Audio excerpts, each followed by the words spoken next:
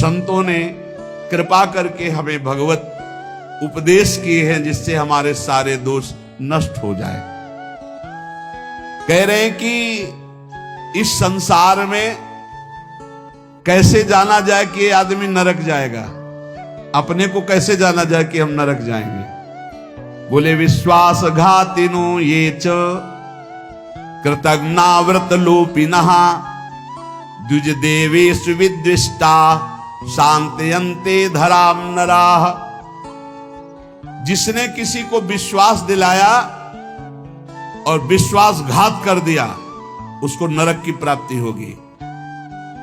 विश्वासघाती महापापी माना जाता है, कभी विश्वासघात न करे।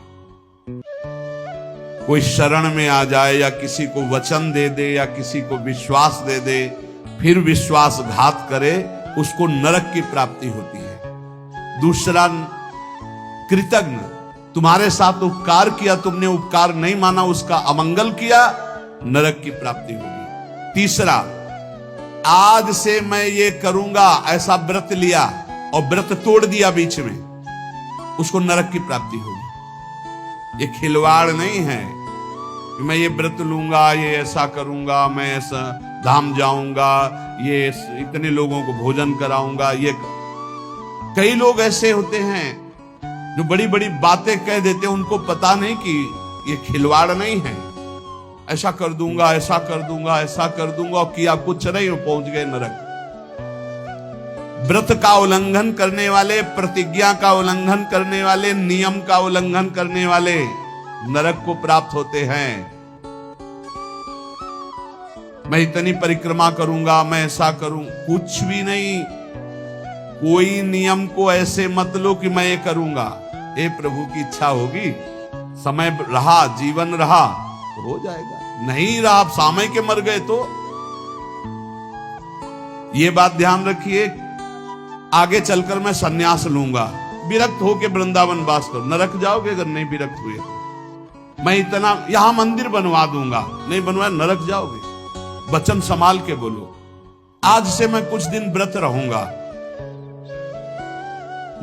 बकवास करना बंद कर दे तो जीवन उन्नति में हो जाता है। शाम का भोजन नहीं करूंगा, एकांत भजन करूंगा, नहीं भोजन मत करना लेकिन सेवा करो, भजन करो।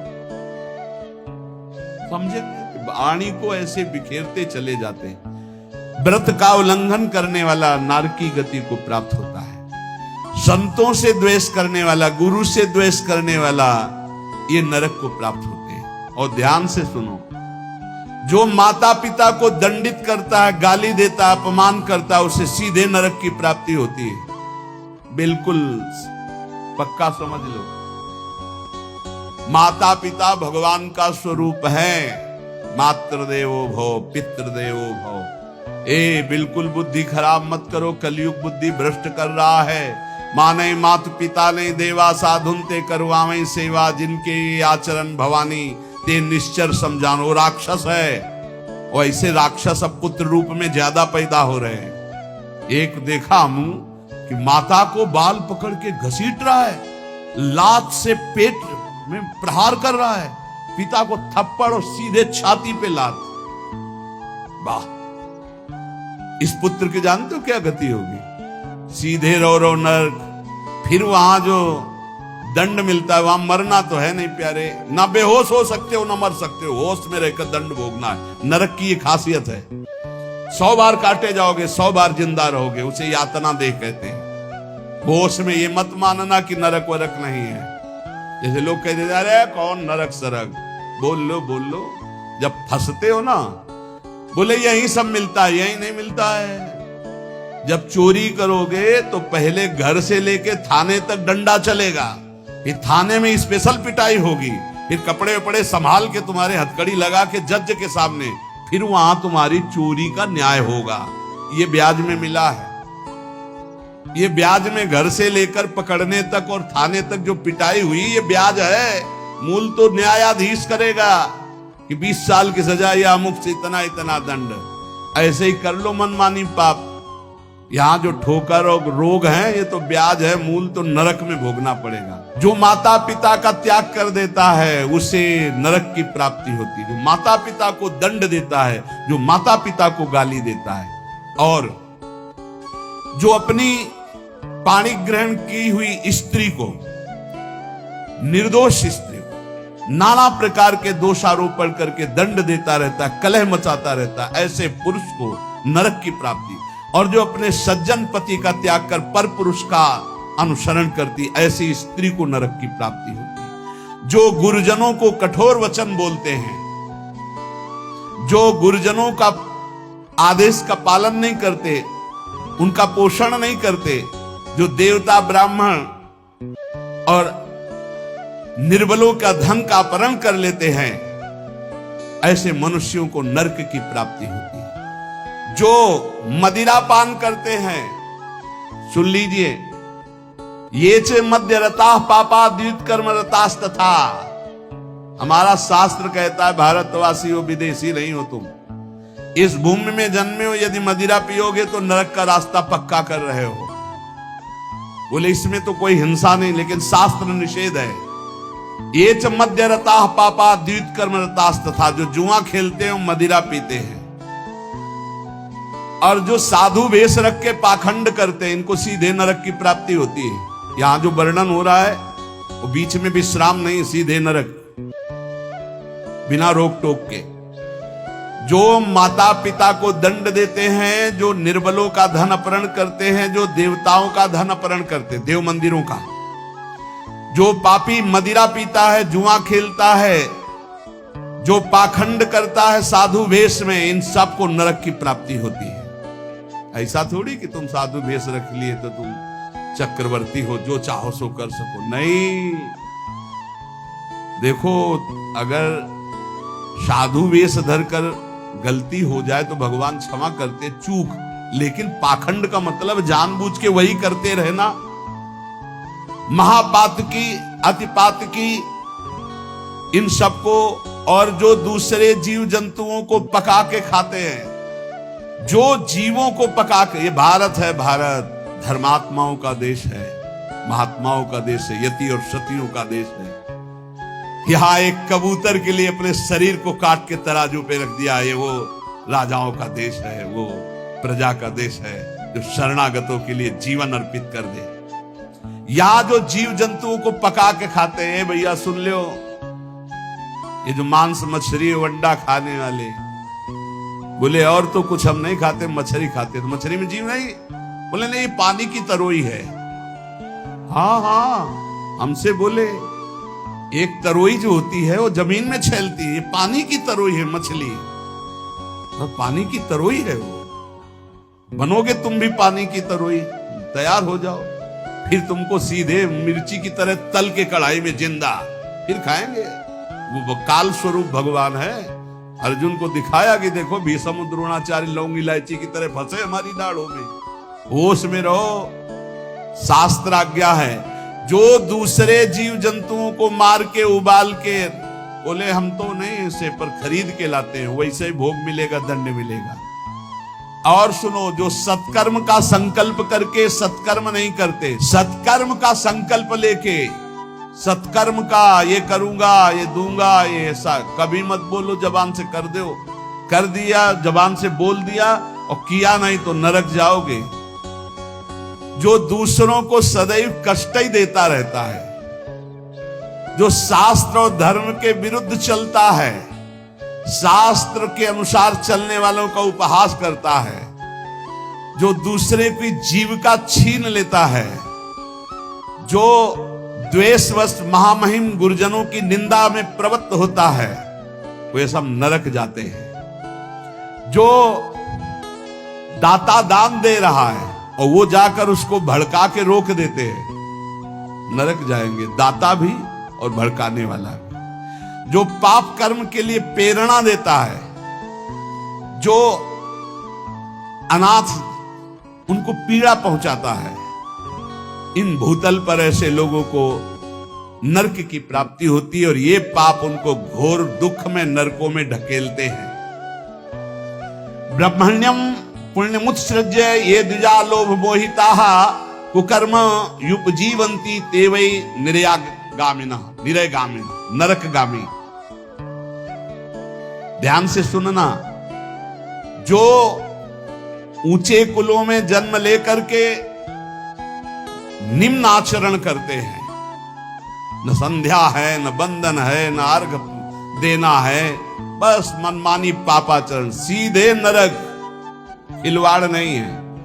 तभी कलयुग ने ब्रह्मा जी से कहा था चिंता मत करो।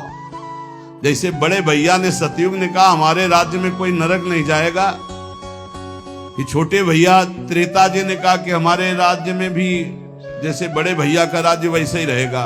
द्वापर ने कहा आज्ञा पालन की कोशिश करेंगे। तो कलयुग ने कहा ब्रह्मा जी से वचन देते हैं, भूल चूक से कोई स्वर्ग या परम पद चला जाए ना, सीधे नरक भेजेंगे, हाउसफुल, नरक हाउसफुल रहेगा। देख लो ना, यही लक्षण है, जो लक्षण है उनको देखो प्राय। जो लोभ से मोहित होकर परम पवित्र कुलों में जन्म कर होकर के अपने कुल धर्म का त्याग करके पापाचरण करते हैं, ऐसों को नरक की प्राप्ति होती है। जो भगवान को गालियां देते हैं, नास्तिक हैं, इनको नरक की प्राप्ति होती है। जो धर्म की मर्यादा को भंग करते हैं, उनको नरक की प्राप्ति होती है। जो कामी पुरुष दूसरे की स्त्रियों के साथ या कामी दूसरे पुरुषों के साथ, उनको नरक की प्राप्ति होती है। ध्यान दे दे, भारत है, धर्म विधान है। अब आप कह दो कि नहीं कानून नहीं, ये कानून, ये भागवतिक कानून है, भगवान का बनाया हुआ है, तुम्हें भोगना पड़ेगा। होश में सत्संग सुनाने के लिए ये बड़े बड़े शास्त्रों से, महर्षियों से इसीलिए चयन करते हैं कि तुम्हारे और हमारे होश ठीक रहे। ये भारत है, ये धर्म भूमि है, यहां मनमानी आचरण नहीं कि पतिवंचक पर पति रति करई, गोस्वामी तुलसीदास जी, रौरव नरक कल्प सत परई, ऐसे पुरुष के लिए भी है। जो दंभ करता है, जो किसी को दान देने की बात कह के पलट जाता है, उसे नरक की प्राप्ति होती है। जो दूसरों की चुगली करता है, जो अभिमान में भर करके दैन्य पुरुषों को सताता है, ऐसे लोग होते हैं। जो झूठ बोलता है बात बात पे, उनको नरक की प्राप्ति होती है। जो अपनी बात कह के सीधे पलट जाता है, जो दूसरों का धन हड़प लेता है, जो दूसरों को निष्कलंक होने पर भी कलंक लगाता है, ऐसे लोगों को नरक की प्राप्ति होती है। जो पराये सुख और संपत्ति को देखकर जलते हैं, जो प्राणियों के प्राण लेने में बड़े सुख का अनुभव करते हैं, तलछा तलछा कर मारते हैं, बहुत निर्दयी लोग हैं, बहुत निर्दयी। ये जलाते हैं पशुओं को, ऐसे पैर बांध दिए, ऊपर ऐसे सरिया डाल के उसमें पैरों में, और नीचे आग लगा दी, धीरे धीरे घंटों में तड़प। अब मुंह बंधा है, आवाज नहीं निकल, तड़प तड़प करो, मर रहे। और वो 4-10 बैठे हंसी मजाक करे, करो करो मजाक करो। यमदूत ऐसे ही बांधेंगे, बिल्कुल ऐसे ही। और वहां यहां एक दिन तुम ऐसा पाप करोगे, वहां सैकड़ों वर्ष उसका भोगना पड़ेगा। जैसे 15-20 मिनट पाप कर ले, कत्ल कर ले, व्यभिचार कर ले, पूरे जीवन जेल में रहना पड़ेगा, फांसी भी हो सकती है। ऐसे ही यहां एक पशु को तुमने जलाया, आनंद लिया, वहां हो सकता है कि एक कल्प तक तुमको जलाया जाए। जैसे यहां एक 15 मिनट का अपराध, आजीवन कारावास। होश में ये नहीं मानना कि ये नरक स्वर्ग सब व्यर्थ है।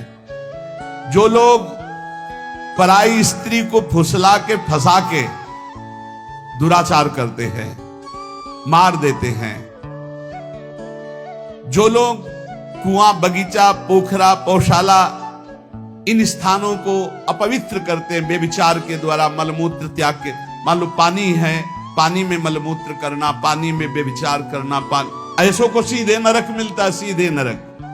पोखरे में, कुएं में, बगीचे में जो अपवित्र आचरण करते हैं, उनको नरक की प्राप्ति होती है। जो देव स्थानों में दी गई जमीन संपत्ति को हड़प लेते हैं, जो बच्चों को चुरा लेते हैं, शिशु बच्चों को चुराकर बेचना, या जो अतिथि को भोजन दिए बिना स्वयं भोजन कर लेते हैं, ऐसे लोगों को नरक की प्राप्ति होती है। जो सन्यास का संकल्प लेकर फिर सन्यास आश्रम को कलंकित करते हैं, जो मित्र भाव करके दगा दे देते हैं, ऐसे जितने पुरुष बताए गए ये सब के सब नरकगामी होते हैं। इसलिए हम श्री भगवान का आश्रय लेकर नाम जप करते हुए सुधार करें, हमको नरक न जाना पड़े, इसी जन्म में हमारी भगवत प्राप्ति हो जाए, निश्चित हो जाएगी नाम जप से। और ये संकल्प लो, अब लो नसानी